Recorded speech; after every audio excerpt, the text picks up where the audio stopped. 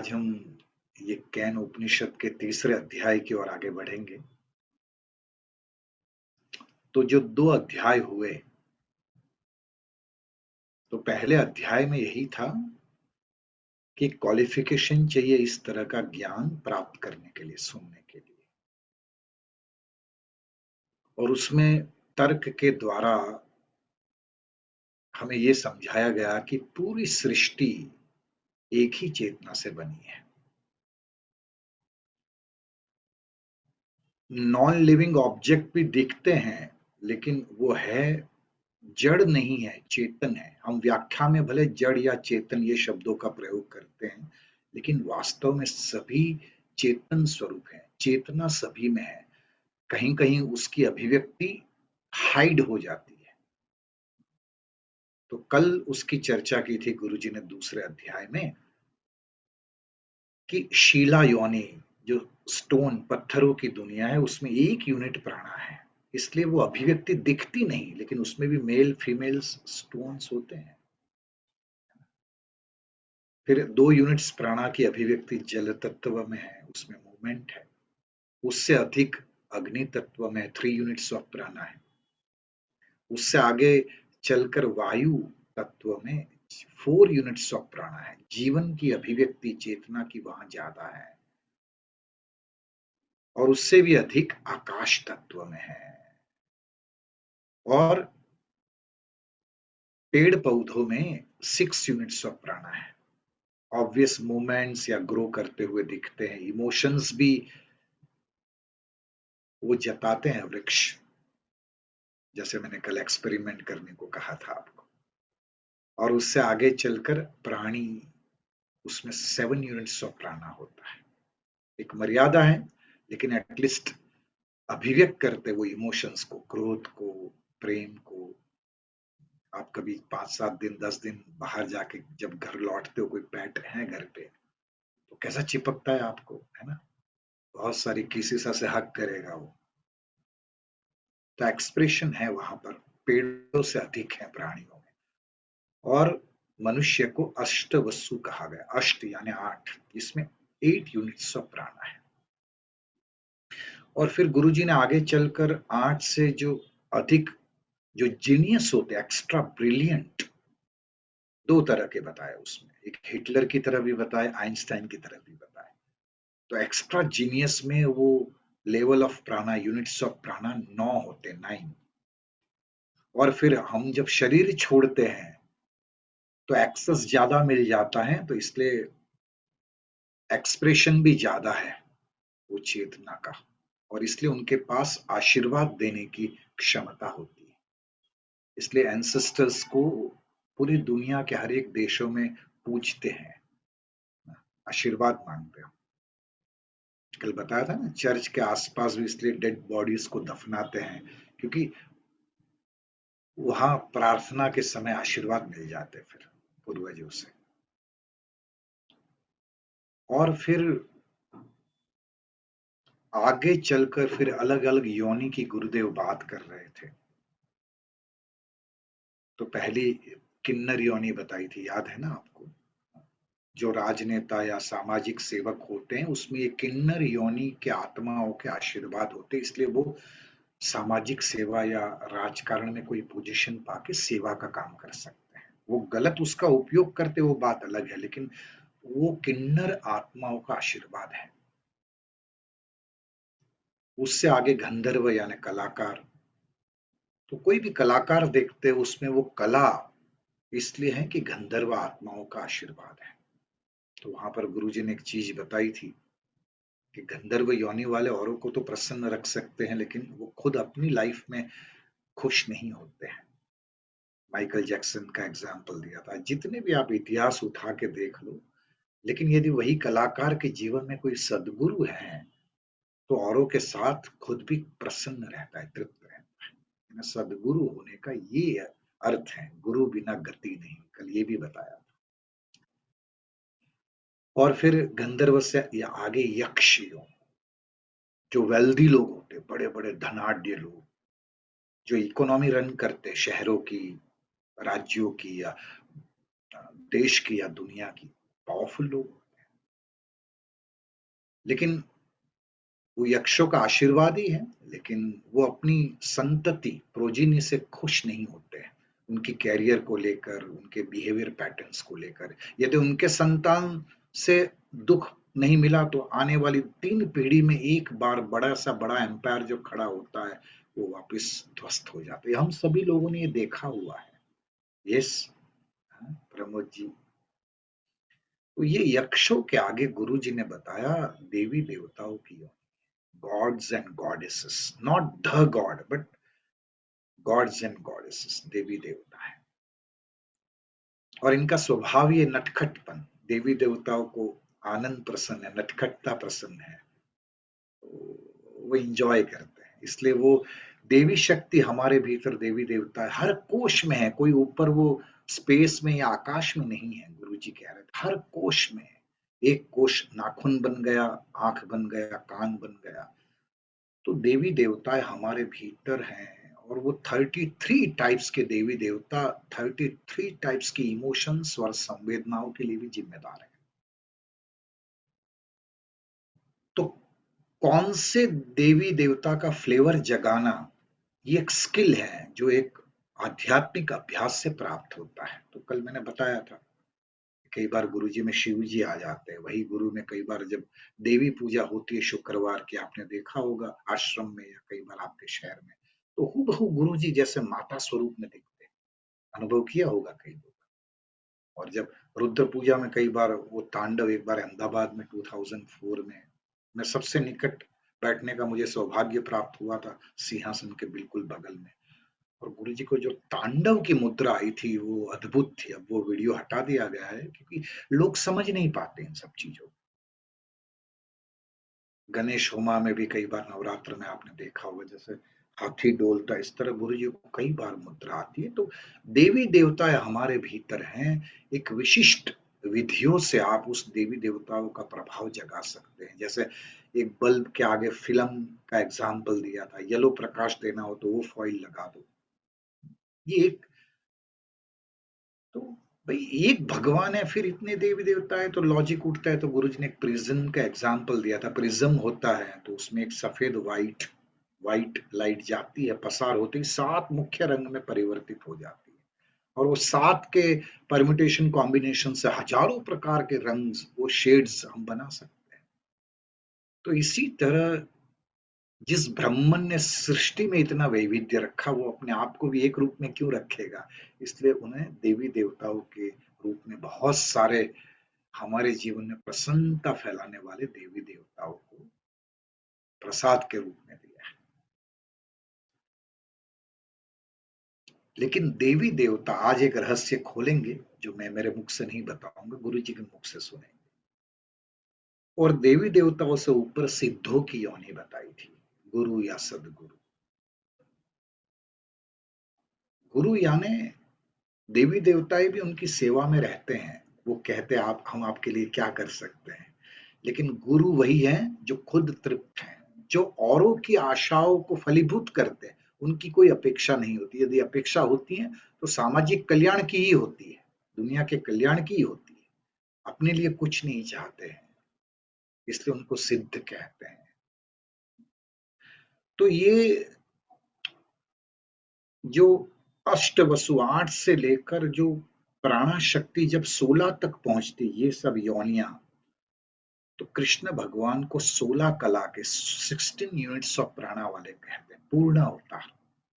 राम भगवान को उसमें उनमें कहते 12 यूनिट्स प्राणा थे, हनुमान जी में 14 यूनिट्स थे।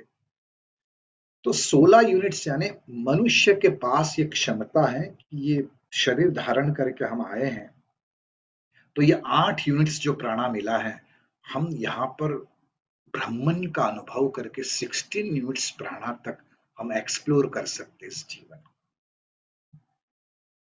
तो गुरुजी परसों बता रहे थे ना, ये प्रायोरिटी रखना जीवन में है कि मैं जान लूं कि मैं ब्रह्मन हूं और पूरी चेतना केवल न जान लूं, अनुभव कर लूं। वरना महति विनष्टि, बहुत बड़ा नुकसान हो जाएगा। क्षुल्लक बातों में ही मन फंसा रहेगा और जीवन समाप्त हो जाएगा। तो आज जैसे मैंने रिकैप थोड़ा बहुत किया, कल जो गुरुदेव ने कहा था, तो अलग अलग योनिया उसका गुरुजी ने ज्ञान दिया।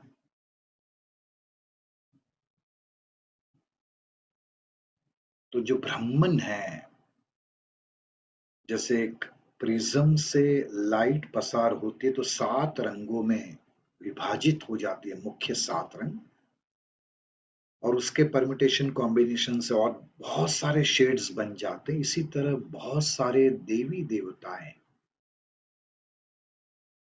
हमारी सेवा में हमेशा उपस्थित रहते हैं, और वो देवी देवताएं कहीं आकाश में नहीं है, स्वर्ग में नहीं है, वो हमारे शरीर में है। और वो देवताओं के आशीर्वाद की वजह से ही कई सारे गुण या भेंट हमें मिलती रहती है जीवन में। तो आज गुरुजी ने एक बड़ी सुंदर बात की।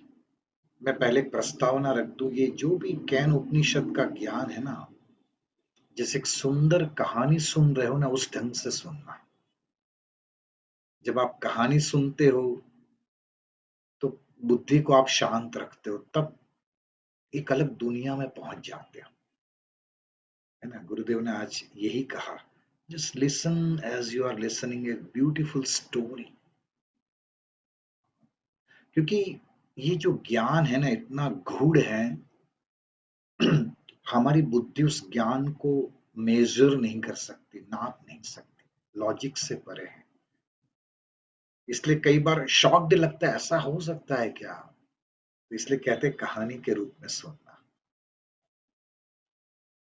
तो कई बार वो देवी देवताएं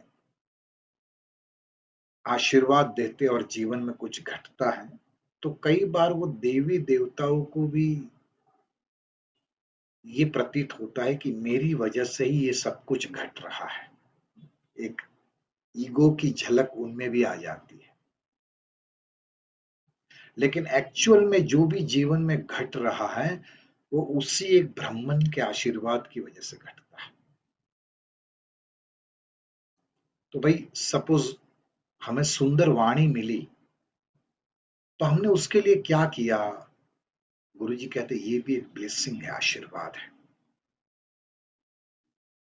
आपके पास खूब सारा धन है, अच्छे संतान है, ये दोनों प्रकार की लक्ष्मी भी एक आशीर्वाद है। आप देखो, बच्चे संस्कारी हो तो जीवन संवर जाता है, वरना बच्चे ठीक संस्कारी नहीं होते हैं, गलत रास्ते पर चल देते हैं, तो वही संतान लक्ष्मी न बनकर के विनाश लाता है। धन के साथ भी वैसा ही होता है।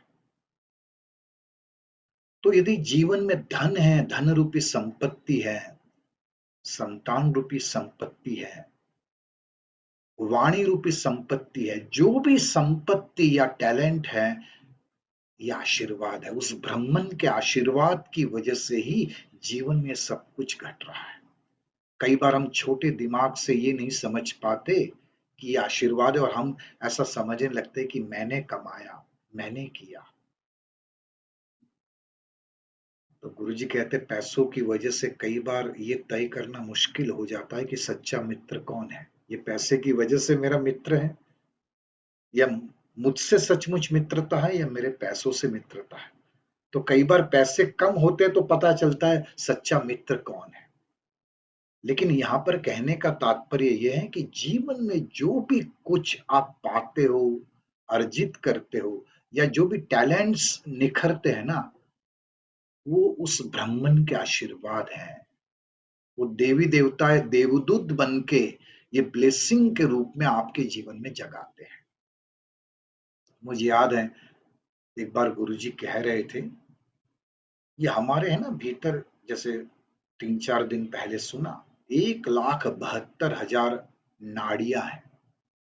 नाड़ी तंत्र की जब एक अध्याय में बात कर रहे थे, और गुरुजी ये बता रहे थे जो पूरी सृष्टि में है, वो आपकी ये 1,72,000 नाड़ियों में भी है। याद है ना आपको, 3-4 दिन पहले ये बात की थी। यदि आप अभ्यास करो ये जो नाड़ी तंत्र में जो प्राण शक्ति किस तरह मूव करती है उसका अभ्यास कर लो ना, तो आप यहां से ध्यान जर्मनी में किसी व्यक्ति को जानते हो, आप खाली मन का रडार वहां ले जाओ और उस व्यक्ति के मन में क्या चल रहा है वो आप यहाँ बैठे बैठे समझ पाते हो। ये हमारे भीतर कुछ सूक्ष्म नाड़ियां जब खुलती हैं तो अपने आप कुछ टैलेंट्स निखरते हैं, उभरते हैं। मुझे याद है गुरुजी ने एक डिस्कोर्स में कहा था कि एक प्रकार की नाड़ी जब खुलती है ना, आप में संगीत का ज्ञान होने लगता है। एक प्रकार की निश्चित नाड़ी जब वो पाथवे खुल जाता है तो आप में ज्ञान उभरने लगता है। कई बार ऐसा लगता है कि मैंने सेल्फ एफर्ट से संगीत सीखा, सेल्फ एफर्ट से मैंने ज्ञान मैंने पाया, नहीं। वो आशीर्वाद से वो नाड़ी खुलती है और सडनली आपके जीवन में वो चीज घटने लगती। तो गुरुजी आज यही प्रतीत करवा रहे थे कि जीवन में जो भी कुछ हो रहा है ना, ये बहुत बड़ा मैनेजमेंट पावर है और बड़ी काउंसिल है, और ब्रह्मन उस काउंसिल के द्वारा आपके जीवन की हर क्षण मैनेज करता है। हमें कई बार लगता है मैं कर रहा हूं, नहीं, हम तो प्यादे हैं। We are not a player, we are a pawn. Chess के बोर्ड पर प्यादे होते हैं ना, कई बार प्यादा ये समझता है कि मैं हाथी के सामने आ गया या मैं घोड़े के सामने आ गया। अरे भाई, प्यादे को ये पता नहीं मैं नहीं आया, किसी ने मुझे चलाया। और यहाँ पर तो सृष्टि में ऐसा गेम है कि ये चेस में दोनों तरफ से एक ही खिलाड़ी खेल रहा है, जिसको हम ब्राह्मण कहते हैं। तो ये बहुत सुनियोजित यानी वेल प्लान्ड, इतना मैग्नानिमस ये मैनेजमेंट है, कई बार हम बुद्धि से समझ नहीं पाते हैं। इसलिए जीवन में जो भी कुछ घट रहा है उसको आशीर्वाद मानना। जब भी मैंने किया ये मैंपन आता है ना, वो शक्ति हमें हमसे छीन ली जाती है, वो पावर नष्ट हो जाता है। So be grateful and just feel the blessings of that Brahman. तो कई बार है ना, ये देवी देवता है, क्योंकि योनियां जब बताई तो देवी देवता के ऊपर सिद्धों को रखा गया, गुरुओं को, सदगुरु को। यानी देवी देवताएं गुरु से भी निम्न श्रेणी में है, योनि में है। क्यों उनको निम्न श्रेणी में रखा गया? क्योंकि देवी देवताओं के भी कुछ पर्सनल एजेंडा होते हैं, उनकी भी कुछ इच्छाएं होती हैं। उनके पास गुण खिलाने की क्षमता है, वो शक्ति है, लेकिन उनकी खुद की भी इच्छा होती है कुछ। इसलिए वो मुक्त नहीं होते हैं। जिनकी भी कोई इच्छा है, वो इच्छा बांधती है, वो मुक्त नहीं होता। देवी देवताएं कहते हैं हम स्वर्ग में होते, स्वर्ग में सारा सुख वैभव है, लेकिन स्वर्ग में कहते प्रेम नहीं है। और यदि जीवन में मुक्ति का अनुभव करना हो ना, तो दिव्य प्रेम में डूबना होगा। और दिव्य प्रेम एक ही लोक में अवेलेबल है और वो है पृथ्वी लोक। इसलिए देवी देवताओं को भी मुक्त होने के लिए मनुष्य जन्म में अवतार लेना पड़ता है, मनुष्य योनि में आना पड़ता है। इसलिए कहते हैं मनुष्य योनि देवी देवताओं से भी ऊपर की योनि। बहुत सालों के बाद वो देवी देवताएं सूक्ष्म फॉर्म फॉर्म में से मनुष्य फॉर्म में आके यहाँ पर प्रेम का अनुभव करके मुक्ति पाते हैं। ये बड़ा इंटरेस्टिंग है। और ये इतना सटल वे में होता है, ये पूरा आदान प्रदान, वो सूक्ष्म जीव स्थूल स्वरूप लेता है और स्थूल सूक्ष्म, ये मैनेजमेंट इतना सटल लेवल पर होता है कि हमारी बुद्धि से हम उसको कैच नहीं कर पाते हैं। और ये वेल प्लान्ड होता है। कई बार हमें लगता है कि जीवन में मैं सब कुछ कर रहा हूँ, तो गुरुजी ने एक एग्जाम्पल दिया, जैसे कोक की बोतल, आप उसका कैप खोलते हो तो क्या होता है, वो बुलबुले करके बाहर आते हैं कि नहीं? और वो बुलबुले थोड़ी देर रहते हैं और फिर उसका नाश हो जाता है। बुलबुले को ये लगता है कि मैंने ढक्कन खोला। मैंने ढक्कन खोला, ढक्कन आपने नहीं खोला, ढक्कन किसी और ने खोला। आप तो ऐसे ही ऊपर उठे और थोड़ी देर में समाप्त हो गए। ये अल्पकालीन जीवन में, ये क्षण भंगुर जीवन में कई बार इंसान मैं कर रहा हूँ, मैं कर रहा हूँ, ये मैंपन उसको भ्रमित करता है। जब इंसान वो ब्रह्मन के आशीर्वाद पहचानना या अनुभव करना शुरू करता है ना, तो जीवन में मिरेकल्स होने लगते हैं। तो गुरुजी ने कहा कि ये जो यक्ष योनि है, ये यक्ष कई बार आके आपको बहुत सारा सपोर्ट और आपके जीवन में आपको बहुत सारे लाभ पहुंचाते हैं। अभी अभी किसी ने प्रश्न पूछा है, मेरा निवेदन है एक स्टोरी के रूप में सुनना। अभी बहुत सारे प्रश्न गुरुजी ने लेने वाले हैं। तो गुरुजी ने एक अपने साथ घटी सत्य घटना सुनाई। तो गुरुजी ये कह रहे थे, मैं न्यूयॉर्क में था कुछ साल पहले। तो गुरुजी जहां पर ये व्याख्यान कर रहे हैं, अभी वीडियो में भानु दीदी भी बैठी है। तो एक जॉन नाम का अपना डिवोटी और भानु दीदी भी उस घर में रुके थे जहां गुरुदेव रुके थे। तो गुरुजी ने ये कहा कि मुझे याद है पक्का कि रात के 2-3 बजे होंगे, मिडनाइट थी और मैं सोया हुआ था। सडनली एक बहुत बड़ी यक्ष एक आकृति के रूप में मेरे सामने प्रकट हुई और वो बड़ा सुंदर एक यक्ष था देखने में भी, और उसका स्वरूप भी प्रकाशमान, बड़ा सुंदर स्वरूप था। और ही वॉज आस्किंग मी, गुरु जी कहते हुए यक्ष मुझसे पूछ रहा था मैं आपकी कोई हेल्प कर सकता हूँ। तो गुरु जी ने मुस्कुरा कर कहा थैंक यू सो मच, लेकिन मुझे कोई हेल्प की जरूरत नहीं है। और वो आकृति थोड़ी देर में वहां डिसॉल्व हो गई, चली गई वहां से। तो गुरुजी जब सुबह उठकर ये एक्सपीरियंस भानु दीदी और वो जॉन घर में जितने भी लोग रुके थे उनको बता रहे थे, तो एग्जैक्टली उसी समय ये सबको ये अनुभूति हुई। वही टाइम पर के कोई दिव्य प्रकाश घर में दाखिल हुआ और ऐसी सेम आकृति सबको दिखाई दी। और वो जिस दिन उठे गुरुजी, उस दिन न्यूयॉर्क में गुरुजी का एक ऑडिटोरियम में एक प्रोग्राम था। तो गुरुजी वहां पहुंच गए।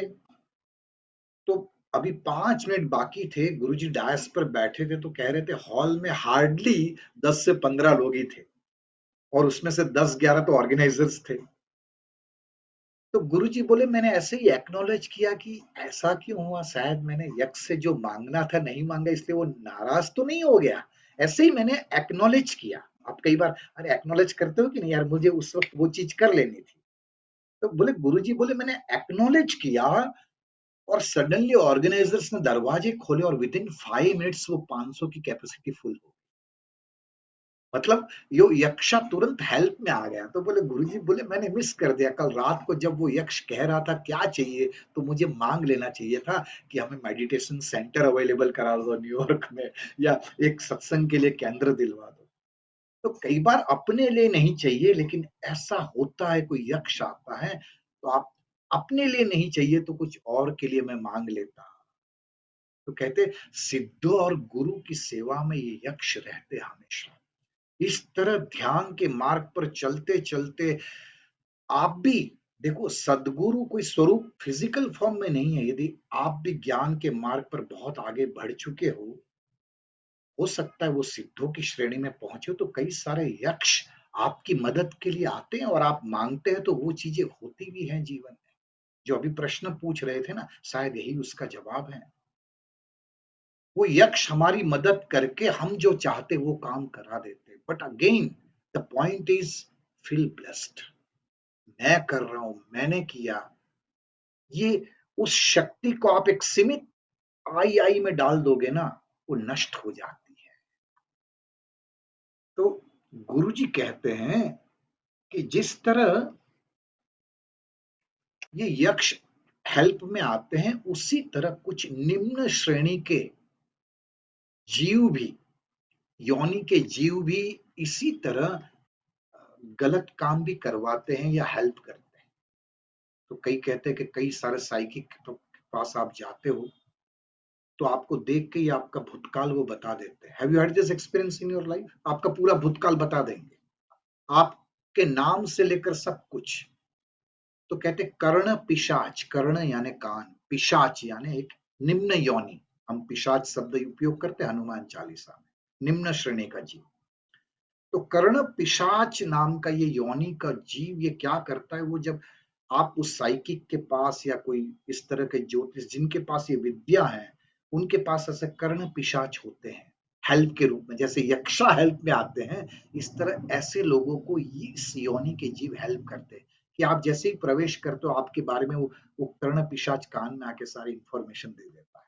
और जब वो इंसान कहता आपका नाम ये है, आप इस शहर से आए हो, आपके जीवन में, तो आप शॉक्ड हो जाते हो, आपको लगा ये तो मिरेकल वाला इंसान है यार, इनके आगे तो बस सिर टिका दो, है ना। हम मोह में आ जाते यानी सरेंडर हो जाते।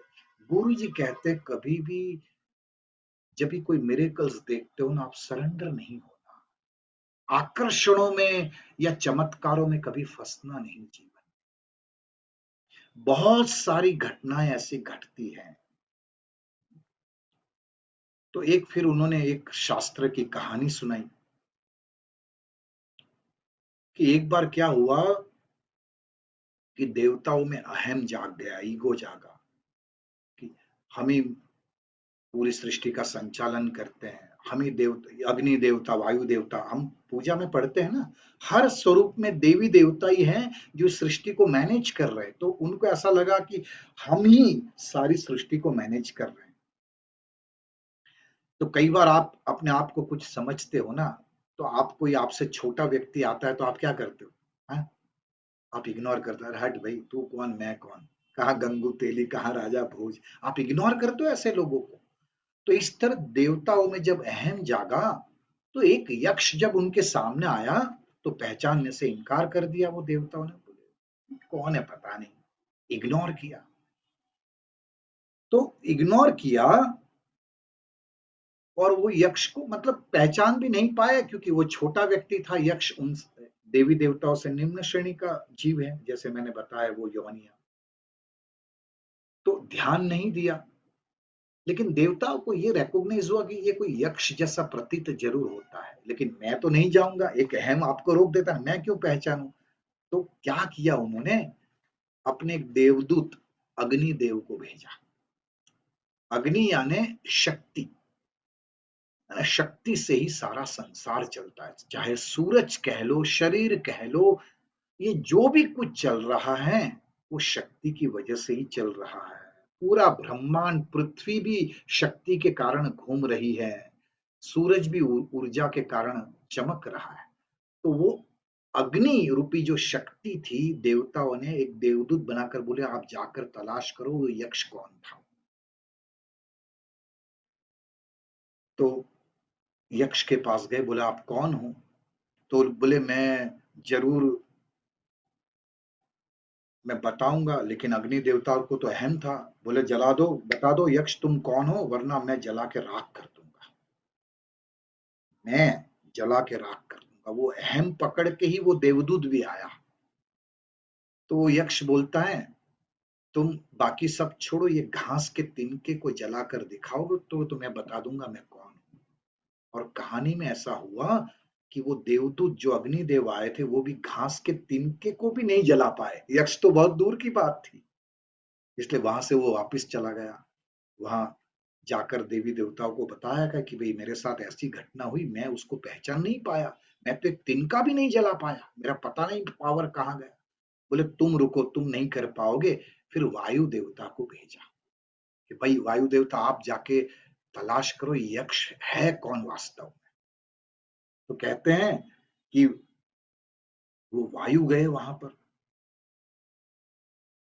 तो गुरु जी ने यहाँ पर एक सीखने लायक बात, यानी कहते हैं ना मक्खन निकाला, कि कभी भी अपने से कोई निचले स्तर का इंसान है उसको, उसकी कैपेबिलिटी को अंडर एस्टिमेट मत करो।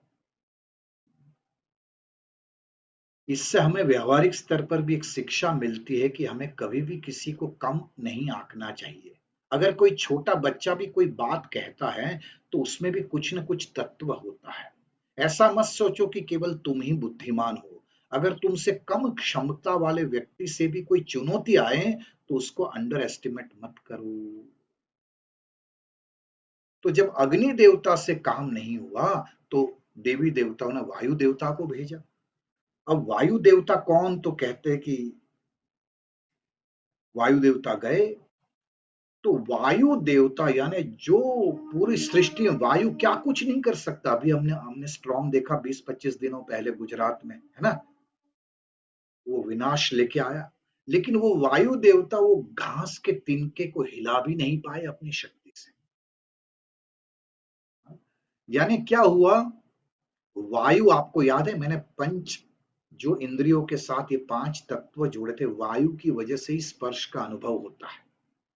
यानी वायु से वो यक्ष स्पर्श भी नहीं हुआ, अग्नि यानी दृष्टि, साइट, न देख पाते हो न स्पर्श कर पाते हो, ऐसा यक्ष था। इसलिए फिर देवी देवताओं ने ये निर्णय लिया कि अब इंद्र को भेजा जाए, ये यक्ष कौन है उसकी जानकारी प्राप्त करने के लिए। अब इंद्र यानी मन के देवता, जो देवताओं के प्रमुख हैं और जो मन के देवता है, वो इंद्र को यक्ष के विषय में पता लगाने को कहा गया। जब इंद्र वो यक्ष के समीप गए तो यक्ष एक सुंदर स्त्री देवी माता के रूप में बदल गया।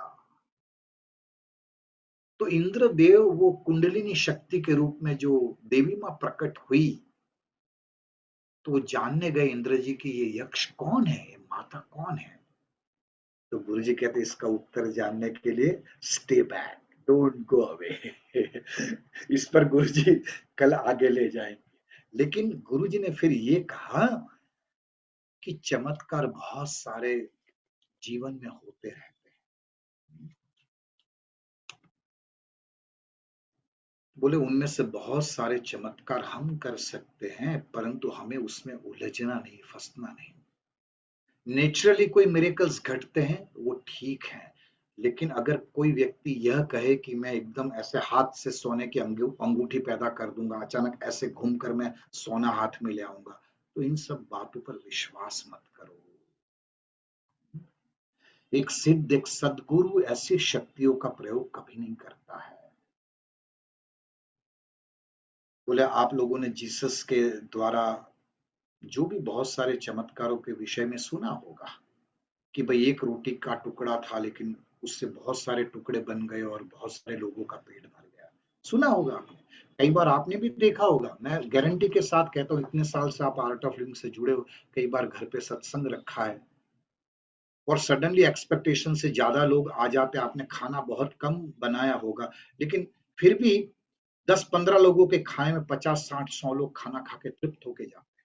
Have you heard this experience? कई बार तो अक्षय पात्र यानी यक्ष हमारी सेवा में रहते ही है। उस वो यक्ष, जब आप कल्याण के मार्ग में हो, जब आप ब्राह्मण के स्वरूप के साक्षी भाव में हो ना, तो बहुत सारे ऐसे यक्ष आपकी सेवा में रहते हैं। तो बोले गुरुजी कहते हैं, और ये बहुत गूढ़ ढंग से, रहस्यमय तरीके से होता है, उसके पीछे कोई लॉजिक नहीं है, नो लॉजिक। बहुत सटल वे में ये पूरा मैनेजमेंट होता है। तो गुरुजी ने कहा, वह रशियन अपना एक साधक बैठा था, बोले आप इनको मिलना, रशिया में ऐसी बहुत सारी चमत्कारों की कहानियां जो ये आपको सुनाएंगे। मैं खुद रशिया गया था, मैं निमिषा के साथ ऐसी बातें शेयर की हैं। मैं रशिया गया था 2012-13 में। तो आपको लिटरली वहां फील होता है कि वहां सटल लेवल पे ये जो गुरुजी बात कर रहे हैं ना, तो ये यक्ष जैसे भी आपको अनुभव होते हैं और पिशाच वाले जीव का भी अनुभव होता है। ये मैंने भी अनुभव किए हुए हैं। वह 3 महीनों मैंने गुरुजी के साथ शेयर भी किया था ये सब।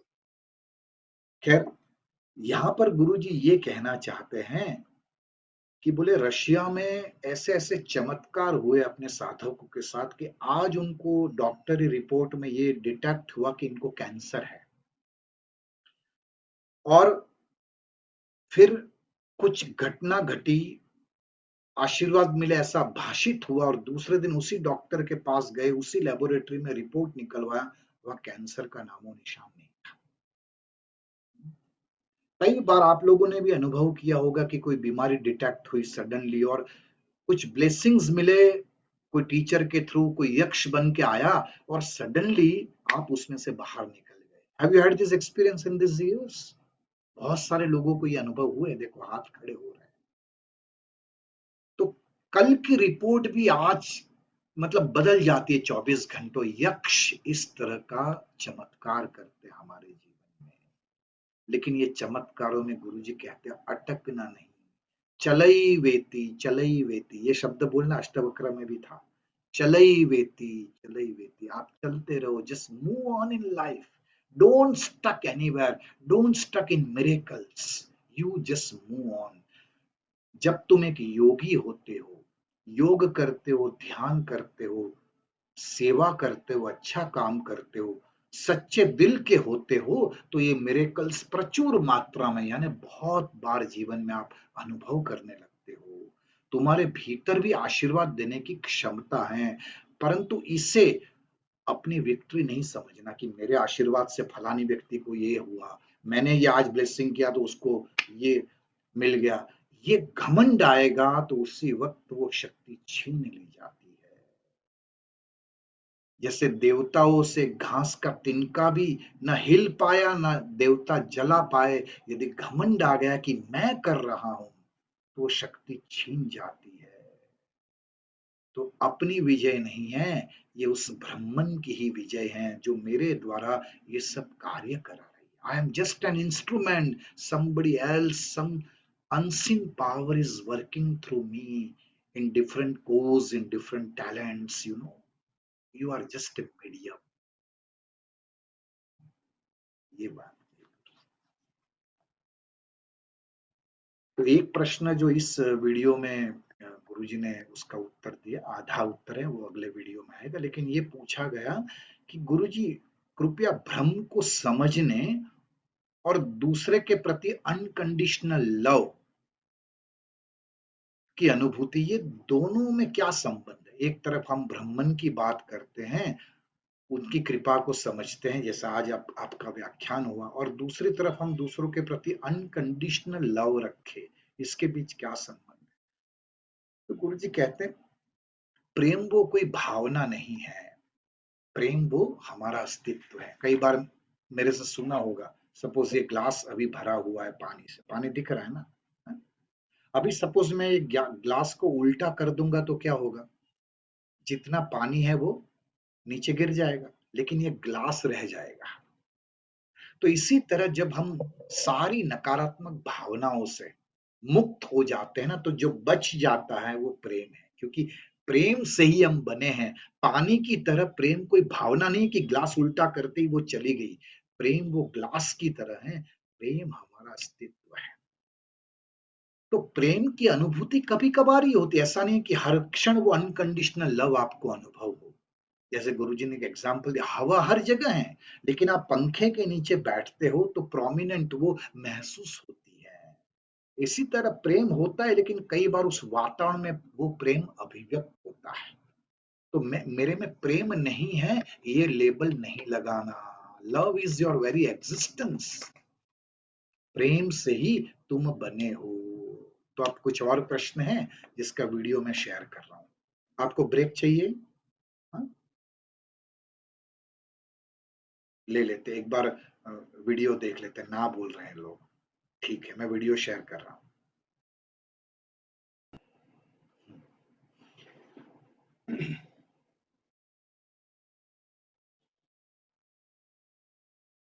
थोड़ा रिकैप करने की जरूरत है।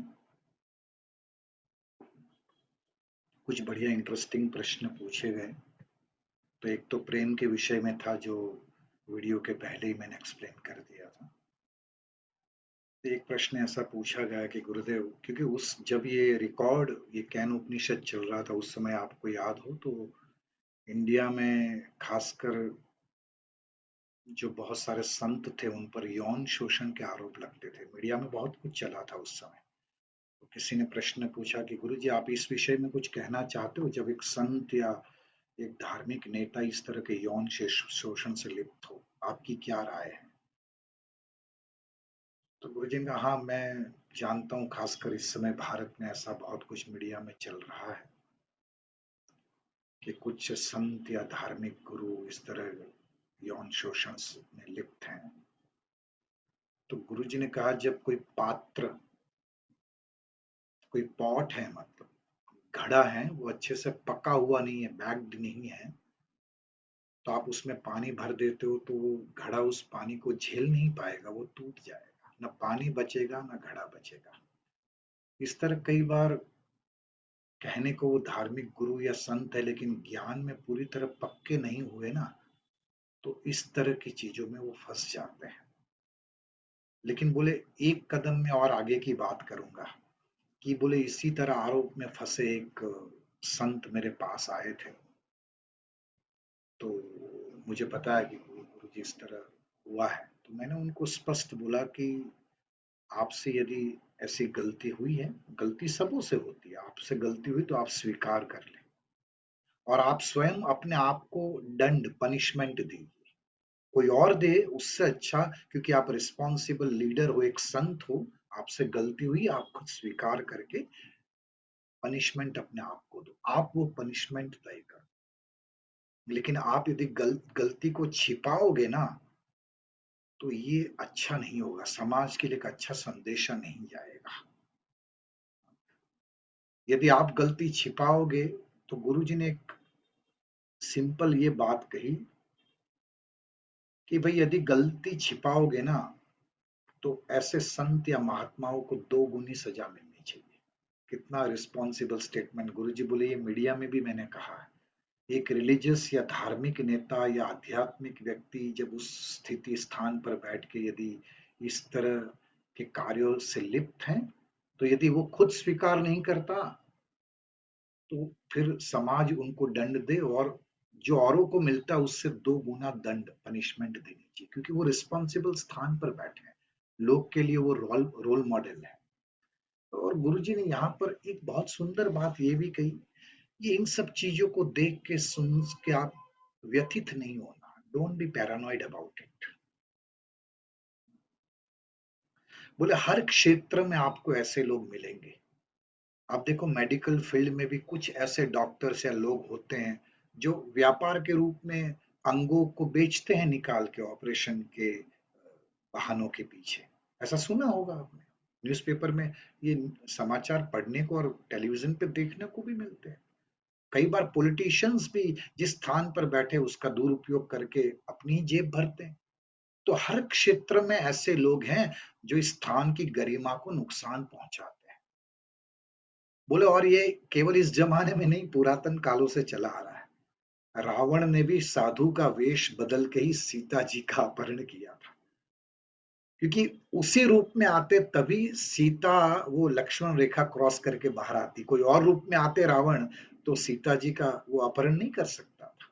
तो बरसों से साधु वेश में कुछ ऐसे लोग आकर ऐसी हरकतें करते हैं, लेकिन इन सब चीजों को इग्नोर करो। गुरुजी ने कुछ एग्जाम्पल दिए, मेरे अनुभव से कुछ एग्जाम्पल ऐड करता हूँ। आप मुझे बताओ, यदि कोई एक फ्रेंड, कोई एक मित्र आपको धोखा देता है, तो जीवन में क्या आप मित्र बनाना छोड़ देते हो क्या? इशारे से बताना। यदि कोई डॉक्टर आपके साथ धोखा करता है, तो दूसरी बार बीमार पड़ते हो तो डॉक्टर के पास जाना छोड़ देते हो क्या? तो इसी तरह कोई आध्यात्मिक संत या धर्म गुरु ने यदि गलती की, उसकी वजह से पूरी बिरादरी को उस कैडर में बिठा के हम अपने आप को अलग कर दे, ये बुद्धिमानी नहीं है, नुकसान अपना ही है। और कई बार बोले मीडिया अपने नैरेटिव सेट करती है, ये प्रूव हो तब माने कई बार नैरेटिव्स चलते हैं। कहने का मतलब गुरुजी ये कह रहे हैं कि यदि गलती की है तो स्वयं को पनिशमेंट दे, स्वीकार नहीं करते तो 2 गुनी दे। आप लोग इसमें अटकना नहीं, हर क्षेत्र में ऐसे लोग होते ही हैं। आप वहां से ध्यान हटाकर चले ही वेती, जस्ट मूव ऑन। एक बहुत सुंदर प्रश्न कईयों के मन में आ रहा होगा।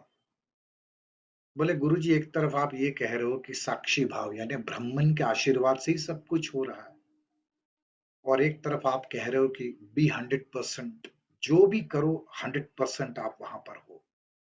तो ये दोनों को कैसे पॉसिबल है? मैं जब काम करता हूं तो पूरा वो काम में ग्रसित हो जाता हूं, उस समय साक्षी भाव दृष्टा भाव नहीं बना रहता है। तो ये कैसे उसको अप्लाई करें कि काम करते करते भी दृष्टा भाव अप्लाई हो जाए? तो गुरुजी बोलता है डोंट डू लाइक दिस, आप दोनों अलग अलग करो। जब काम करते हो तो 100% काम में व्यस्त होकर उसमें रम जाओ, और फिर काम के पहले और बाद में वापस आंख बंद करके विश्राम में वो ध्यान से दृष्टा भाव में चले जाओ। जब आप इसका अभ्यास करोगे ना, धीरे धीरे अभ्यास से ये स्पॉन्टेनियस और बहुत सहज हो जाएगा कि आप एक तरफ काम भी कर रहे हो और वो दृष्टा भाव भी बना रहता है। इसको मूड मेकिंग नहीं करना। अभी मैं काम कर रहा हूँ, नहीं नहीं, लेकिन मैं तो ब्रह्मन चेतना हूँ। मैं अभी लिख रहा हूँ, नहीं नहीं, लेकिन मैं साक्षी भाव में। इस तरह का मूड मेकिंग नहीं करना। It's not like a mood making, just be natural. जब आप पहले दोनों अलग अलग अभ्यास करते हो, फिर एक ऐसा पॉइंट आता है कि ये दोनों चीजें अपने आप ही सहज घटती है।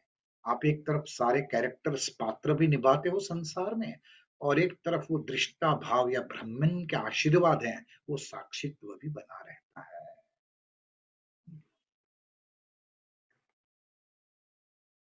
फिर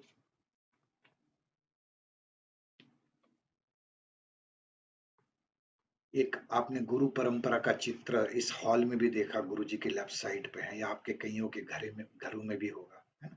जब आप गुरु पूजा का कोर्स करते हो तो वो चित्र अब तो नहीं रखते हैं, लेकिन वो गुरु परंपरा का एक चित्र जो दिखाया गया, तो किसी ने पूछा, गुरु ये चित्र का रहस्य क्या है, महत्व क्या है, आप समझाइए। तो आपने गुरु पूजा सुनी होगी, नारायण नारायणं पद्म भवं वशिष्ठं शक्तिं च तत्पुत्र पराशरं च। तो ये गुरु परंपरा बरसों से चली आ रही है, और आज हम भी ये कैन उपनिषद जो श्रीमुख से सुन रहे हैं, श्री श्री रविशंकर जी वर्तमान काल में शरीर धारण करके आए हैं, भूतकाल में भी बहुत सारे गुरु हुए, और ये परंपरा चली आ रही है, तभी तो ये ज्ञान जीवंत है। आगे भी बहुत सारे गुरु भविष्य में भी आएंगे। तो ये गुरु परंपरा का चित्र है कि ये गुरु होने की वजह से ही ये ज्ञान एक पीढ़ी से दूसरी पीढ़ी को पहुंचता है।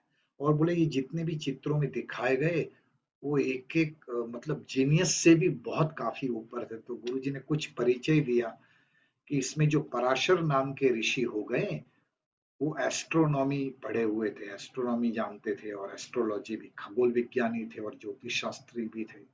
और इतना नॉलेज था उनमें कि एक ग्रह और दूसरे ग्रह के बीच कितना अंतर है, उन्होंने उस शास्त्र में लिखा हुआ है बरसों पहले। और केवल यहां तक वो नहीं कि भाई ग्रहण कब होने वाला है, उल्का कब गिरने वाली है, हजारों साल पहले ये उन्होंने लिख दिया है शास्त्रों। यहाँ भी उन्होंने ये भी लिखा है कि भाई एक ग्रह दूसरे ग्रह के करीब और दूर कितने समय से कितना दूर या कितना पास आएगा। यानी इतना कैलकुलेटिव माइंड, इतना इंटेलिजेंस सालों पहले पराशर में था, और उन्होंने पूरे शास्त्रों में वो लिखा हुआ है। और बोले व्यास जी, आज भी जो संत या ऋषि या कथाकार बैठते हो, व्यासपीठ कहते हैं, व्यास गद्दी कहते हैं। तो व्यास जी तो उनसे भी जीनियस थे। माने एक भी सब्जेक्ट को व्यास जी ने नहीं छोड़ा। चाहे फिजिक्स ले लो, केमिस्ट्री ले लो, बायोलॉजी ले लो, एस्ट्रोनॉमी ले लो, एस्ट्रोलॉजी ले लो, सबके विषय में व्यास जी ने कुछ न कुछ इतना गहरा ज्ञान दिया है कि आप समझिए, मतलब ये छोटी बुद्धि से समझना मुश्किल है। मैं कई बार कहता हूँ, व्यास गद्दी क्यों कहते हैं पता है? जानना चाहते हो आप? तो व्यास जी के पहले भी बहुत सारे गुरु हो गए, ज्ञान तो सभी ने दिया, लेकिन व्यास जी ने ऐसी भाषा में वो ज्ञान को प्रस्तुत किया लोगों के सामने कि लोग उसको समझ पाए। यानी स्कैटर्ड नॉलेज को सिंक्रोनाइज वे में लोग समझ सके, उस भाषा में व्यास जी ने प्रेजेंट किया। इसलिए एक कथाकार भी, कोई भी, चाहे भागवत जी हो, रामायण हो, कोई भी गीता जी हो, उनको अपने अनुभव से लोगों को समझ में इस तरह समझाते, इसलिए उसको व्यास गद्दी। और व्यास जी के बाद भी बोले गौड़पाद आए, वो केमिस्ट्री और आयुर्वेद के इतने, मतलब इतना ज्ञान था उनके पास कि सारी जो आयुर्वेदिक हर्ब्स थी उनके बारे में उन्होंने वो शास्त्रों में बहुत विस्तार से लिखा है कि कौन सी औषधि शरीर के किस अंग के लिए बेनिफिशियल है। ये सालों पहले लिखा गया है, आपने सुना होगा। अभी अभी एक रिसेंट रिसर्च हुआ, ये साइंटिस्ट लोग अभी अभी रिसेंटली जाने कि हल्दी गुणकारी है, लेकिन अपने भारत में तो हल्दी का कितना प्रयोग होता है। देखो आप अपने घरों में आप हल्दी की सब्जी भी बनाते हो। हमारे गुजरात में आंबा हल्दल बोलते हैं, हल्दी बोलते हैं। रस्से वाली सब्जी बनाकर हल्दी खाते। कई लोग ऐसे ही कुछ भी बीमारी हो छोटी मोटी तो हल्दी को ले लेते हैं, हल्दी का लेप लगा लेते हैं। है भी, आप जानते हो ना। ये साइंटिस्ट अभी जाने कि एक हल्दी में there are 18 life saving drugs.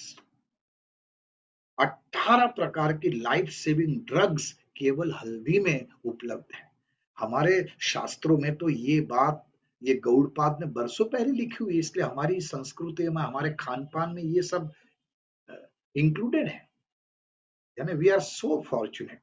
लेकिन गुरुजी ने कहा दुर्भाग्यवश जब मुगलों का राज था तो औरंगजेब ने ये जितना भी ज्ञान जो अपने ये ऋषिगण ने शास्त्रों के रूप में लिखा था वो औरंगजेब ने जला दिया। ये नालंदा विद्यापीठ जिसकी कल भी गुरुदेव बात कर रहे थे जो बिहार में, तो उस समय वो इतनी बड़ी यूनिवर्सिटी थी नालंदा विद्यापीठ। 10,000 से भी ज्यादा स्टूडेंट्स थे, न केवल भारत से, चाइना से, जापान से, यानी बौद्धिक कंट्रीज से भी बहुत सारे स्टूडेंट, 10,000 से भी ज्यादा स्टूडेंट्स वहां पर उन शास्त्रों का अध्ययन करते थे। तो जब औरंगजेब का राज हुआ तो इसने सारे स्कॉलर्स को बुलाया। बोले तुम्हारी ये यूनिवर्सिटी में जितने शास्त्र या पुस्तक है उनमें जो भी नॉलेज है ये कुरान में है कि नहीं बताओ। तो अपने ऋषि मुनियों ने उत्तर, हाँ हो सकता है कुरान में भी वही नॉलेज हो। तो बोले फिर इस नालंदा विद्यापीठ में जो शास्त्र है उस नॉलेज की क्या जरूरत है, उसको जला दो। तो अपने ऋषियों ने तर्क किया कि भाई हो सकता है कुछ नॉलेज जो कुरान में नहीं है वो इन शास्त्रों में हो। तो बोले कुरान में नहीं है तो फिर तो ये ज्ञान की बिल्कुल भी जरूरत नहीं है, क्योंकि कुरान जो कहता है वही सच है। ये रियलिटी है। और वो औरंगजेब ने वो यूनिवर्सिटी जला दी पूरी। और इतने ग्रंथ, इतने वहां पर शास्त्र थे कि जलने में 6 महीने तक वो यूनिवर्सिटी जलती रही आग में। फिर भी थोड़ा जो बच गया, कल गुरुजी ये कहते थे कि जब आदेश दिया तो अपने कुछ ब्रेव संत ज्ञानी लोग थे, ऋषि लोग, उन्होंने रातों रात कुछ शास्त्र जितने निकाल सकते थे आग लगने से पहले कुछ कमरों से निकाल के रातों रात अपने बच्चों को कंठस्थ करवाया जिससे ज्ञान बचा रहे। तो गुरु जी कल कह रहे जो बचा कुचा है वो भी काफी है, इतना ज्ञान है। बोले सामवेद की इतनी शाखाएं थी, ये जलकर राख हो गई, अब थोड़ी सी बची है। इस तरह ऋग्वेद की, यजुर्वेद की, लेकिन जो बची है वही काफी है। लेकिन बोले अब हमारे उस समय की ये बात है कि अब हमारे मुख्यमंत्री जो बिहार के हैं उन्होंने इनिशिएटिव लिया है कि नालंदा विद्यापीठ को वापस से स्थापित किया जाए। तो इसमें चाइना और ये जो बौद्धिक कंट्रीज है वो भी सपोर्ट करके ये वापस उसको वो कीर्ति दिलाएंगे जो पहले थी। तो गुरु जी कह रहे थे हम भी हमारी सृष्टि यूनिवर्सिटी इसी इंटेंशन के साथ खोल रहे हैं, अब तो खुल चुकी है। कि बोले मेरा भी ये उद्देश्य है कि पूरे विश्व के विद्यार्थी वहां आए और यहाँ जो ये अमूल्य ज्ञान है एजुकेशन के साथ साथ ये गुह्यतम ज्ञान भी वो लोग यहाँ पर लेके जाएं। ये उद्देश्य से बोले मैं श्री यूनिवर्सिटी स्थापित कर रहा हूँ। एक अंतिम प्रश्न पूछा गया गुरु जी को, जब वो अनंत सत्ता अपने आप को बिना किसी रूप के मूल स्वरूप में प्रदर्शित करना चाहती है तो उसे शरीर से जोड़ने का क्या उद्देश्य है, व्हाट इज द पर्पस। यदि ब्राह्मण के आशीर्वाद से ही सब कुछ घट रहा है तो शरीर के रूप में वो क्यों प्रदर्शित होती है, वो सूक्ष्म रूप में ही क्यों प्रकट नहीं होती है। क्या ब्रह्मांड विस्तारित हो रहा है, यदि हो रहा है तो किस दिशा में हो रहा है गुरुदेव। तो गुरुजी ने बहुत अच्छा उत्तर दिया। बोले तुम्हें पता है स्पंदन का अर्थ क्या है। पल्सेटिंग मतलब स्पंदन का क्या अर्थ है, जो विस्तृत होता है और संकुचित होता है। ऐसा करो तो याद रह जाता है। जैसे हृदय, हृदय भी उसका स्पंदन होता है, वो एक्सपांड होता है, श्रिंक होता है, एक्सपांड होता है, श्रिंक होता है। जो एक्सपांड होता है, श्रिंक होता है, गुरुजी कहते हैं ये जीवंतता की निशानी है। और सृष्टि जीवंत है। ये ब्रह्मांड का स्वभाव भी वैसा ही है। तुमको फैलते हुए तो दिखेगा ये संसार या सृष्टि, लेकिन सिकुड़ते हुए नहीं। ये सृष्टि जीवंत है, इसीलिए इसमें पल्स है, मतलब ये विस्तरण भी होती है, सिकुड़ती भी है। और ये स्पंदन का दोहरा कार्य है, दो कार्य है, यानी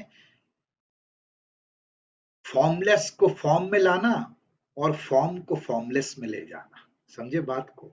हाँ, यानी अव्यक्त को अमूर्त को मूर्त स्वरूप में लाना और मूर्त को अमूर्त स्वरूप में सिकुड़ना, उसका सूक्ष्म रूप में ले जाना। इन दोनों रूपों में बदलते रहने की निरंतर प्रक्रिया ही ब्रह्मांड की रचना करती है। ये सृष्टि निरंतर जो पल्सेटिंग उसका स्वभाव है, उसकी वजह से ही ये ब्रह्मांड पूरा चल रहा है। आश्चर्य ही होता है। अच्छा, कल एक एक जरूरी सूचना मैं दे रहा हूँ, मुझे अभी एकदम स्ट्राइक हुआ। कल मेरा फेसबुक लाइव है रात को 9 बजे। क्योंकि बहुत समय से जो लोग मेरे रेगुलर फेसबुक पे सेलिब्रेटिंग साइलेंस नाम का प्रोग्राम में लाइव करता हूँ, आप में से कई लोग अटेंड करते होंगे। उसमें जो प्रश्न आते हैं तुरंत कमेंट बॉक्स में उसका मैं उत्तर देता हूँ। तो कल वो मेरा लाइव सेशन रात को 9 बजे होगा, इसलिए वो कल रात को हम नहीं रखेंगे, हम परसों 2 सेशंस कर लेंगे। ठीक है? कल हमारा एक ही सेशन रहेगा 4:15 से लेकर 6 या जब भी समाप्त हो। लेकिन कल वो लाइव सेशन में मेरे साथ जुड़ोगे सब लोग।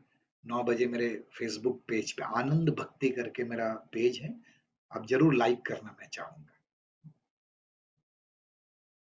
एक भजन गा के समाप्ति करते हैं।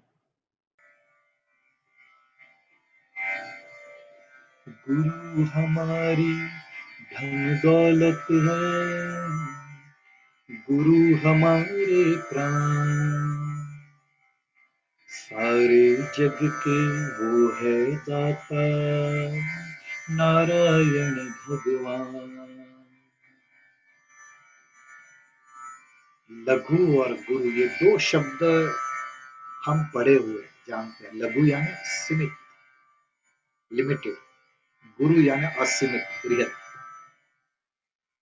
तो जब भी हम वो ब्रह्मन का अनुभव करते हैं ना, तब जीवन पूर्ण लगता है। इसलिए कहते हैं वो गुरुत्व जब उपजता है या महसूस करते हैं, रिकिंडल होता है ही, लेकिन हाइड है, वो रिकिंडल होता है, तब जीवन पूर्ण लगता है और वो संपत्ति है, वही सच्ची संपत्ति।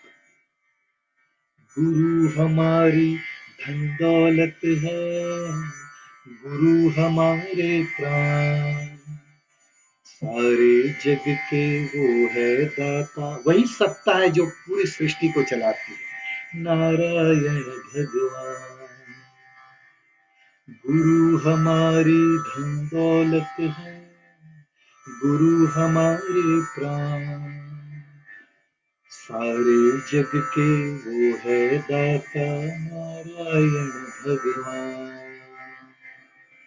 जय गुरुदेव, जय गुरुदेव, जय गुरुदेव, जय गुरुदेव, जय गुरुदेव, जय गुरुदेव, जय गुरुदेव, जय गुरुदेव, सारे जग की वो है दाता, नारायण भगवान।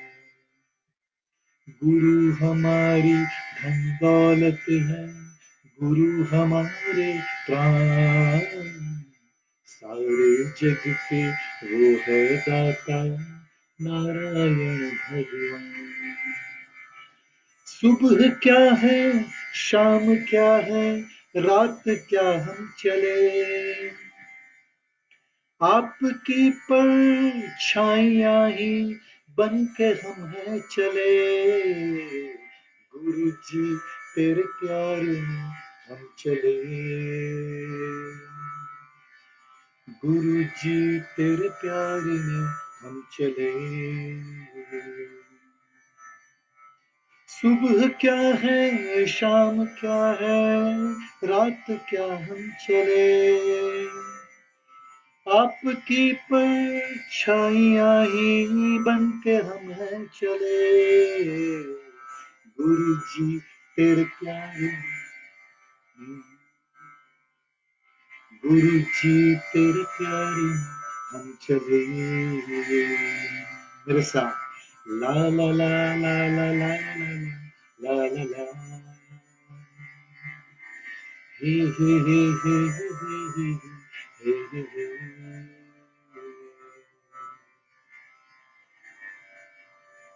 कल मिलते हैं। जय